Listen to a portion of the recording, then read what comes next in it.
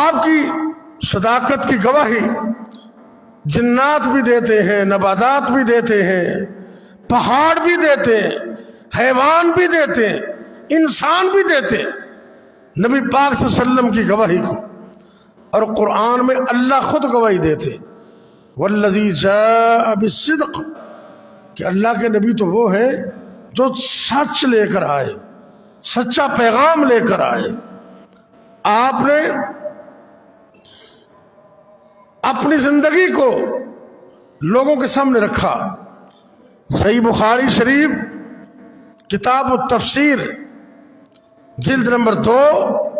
صفحہ 702،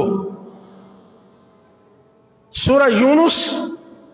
کی اس آیت کی تفسیر میں بخاری میں یہ حدیث ہے،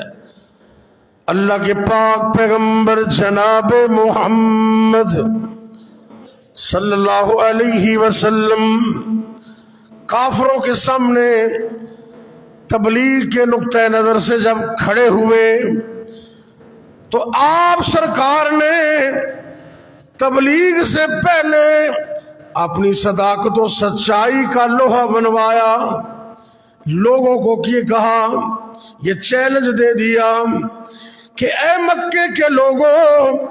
فَقَدْ لَبِثْتُ فِيكُمْ عُمُرًا فَقَدْ لَبِثْتُ فِيكُمْ عُمُرًا مِّن قَبْلِ أَفَلَا تَعْقِلُونَ۔ او مکے کے کافروں، تم دیکھتے نہیں ہو، میں نے اپنا بچپن تمہارے اندر گزارا،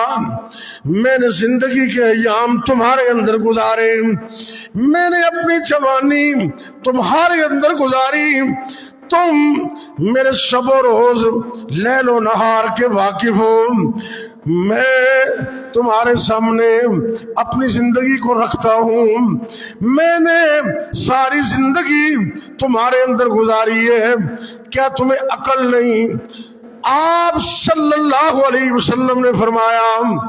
کیا تم نے کبھی مجھے زندگی میں جھوٹ بولتے دیکھا؟ سارے لوگ یک زبان کہتے ہے کافر، لیکن میرے نبی کی صداقت کی گواہی دے رہے۔ بخاری کی حدیث ہے، سب لوگ بیک زبان اعلان کرتے اے محمد صلی اللہ علیہ وسلم، ما جربنا